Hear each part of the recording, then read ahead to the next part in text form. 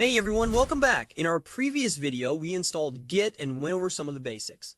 Today, we're going to dive into Git branches and explore a few more concepts. Let's get started without any delay. By default, Git creates a main branch when you initialize a repository. If you look at the current branch tab, you'll see the main branch listed there. Let's first examine what's happening under the hood with the main branch. You'll notice we have three versions. Our main branch currently points to version 3 of our project, which is the latest version. The main branch always points to the most recent version to help us keep track of our project's progress. You might have also noticed some numbers above our versions. These are called SHA-1 hashes. For now, think of these hashes as unique identifiers, similar to how each person has a unique name.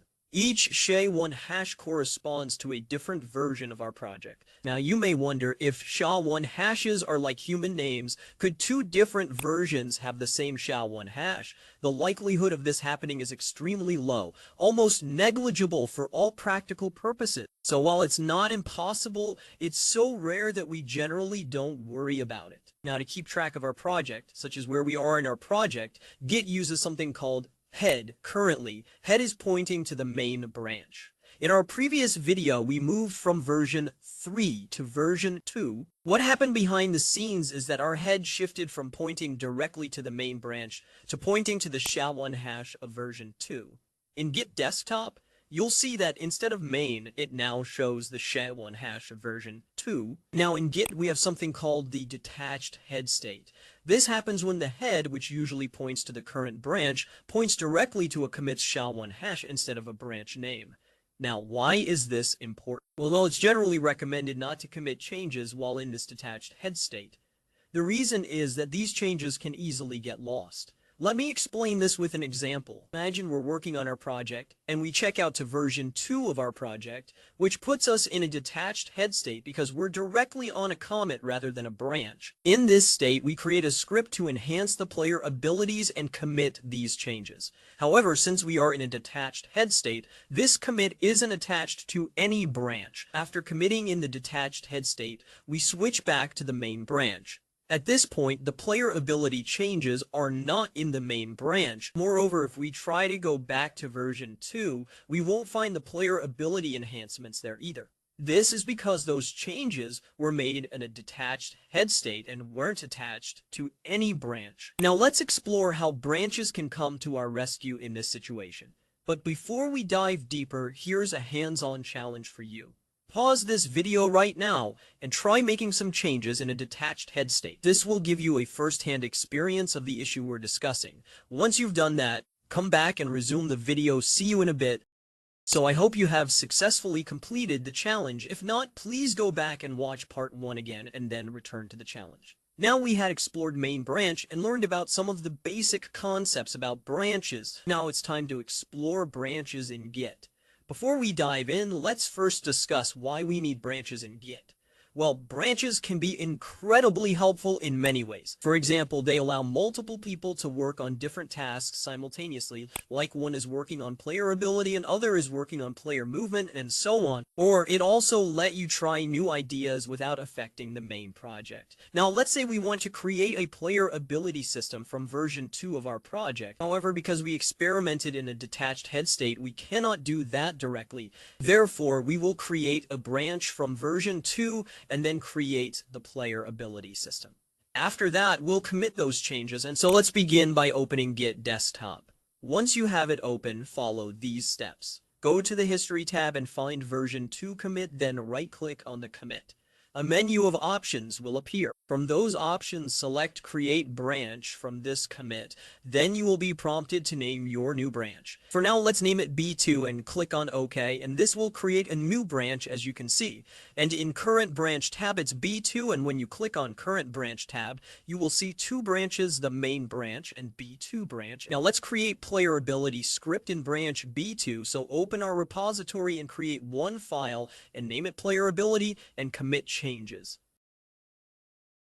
Now let's look what's happening under the hood. We created new branch and our head moved from main branch to new branch. Then in this new branch, we create player ability script and commit those changes. Now let's say you completed your player ability system after some commits and you want to include this system in your main branch. So you can have these system into the main branch. That's where merging came to the rescue. You might be wondering, what is merging? Well, merging is when you take the changes from one branch like B2 and add them to another branch like the main branch. This way, your main project will now include everything you did in the B2 branch. And this is how big projects are developed. Different people work on different parts of the project. Once they complete their work, the new functionalities are added to the main project. Or you can say merged into the main branch. Now there are two types of merging: fast-forward merge and three-way merge. A fast-forward merge happens when there have been no new changes in the main branch since you started working on your feature branch. It's like the main branch is waiting for your new features to catch up since there are no new changes in the main branch. In this case, Git can simply move the pointer forward to the latest commit of the feature branch.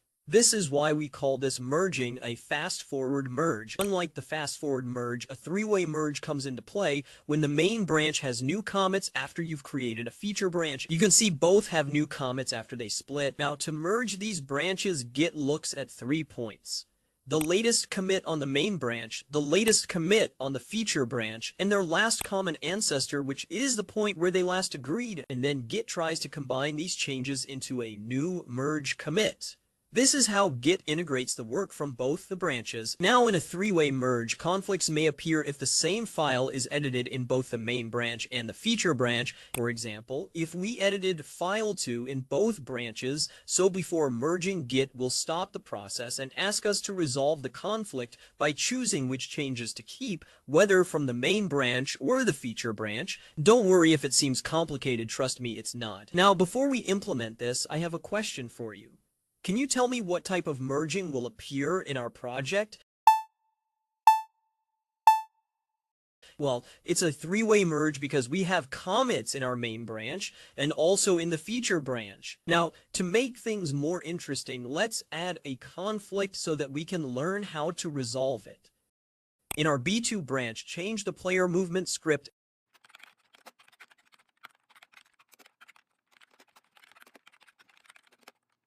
After that, switch to the main branch, and in the main branch, again update the player movement script. This will create a conflict because we have updated the same files in both branches. Now, in our main branch, click on the current branch tab and choose a branch to merge into main. Then select branch B2. As you can see, the whole merging process stops, and Git gives us the option to resolve the conflict. Now we have two options: use the command prompt or open Visual Studio Code.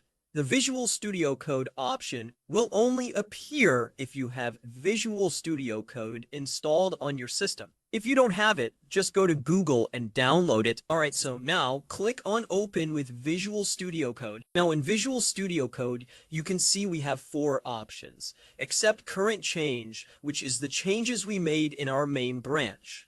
Accept incoming changes, which is the changes we made in the B2 branch. Or to keep both changes. Now let's say we want to keep the changes from our main branch. To do that, click on Accept Current Change and save the file. This will resolve the conflict, as you can see on GitHub Desktop. Then click on Continue Merging, and this will merge branch B2 into our main branch. Now you can delete branch B2 because we have all the content of branch B2 in our main branch. So this is all about branches you need to know.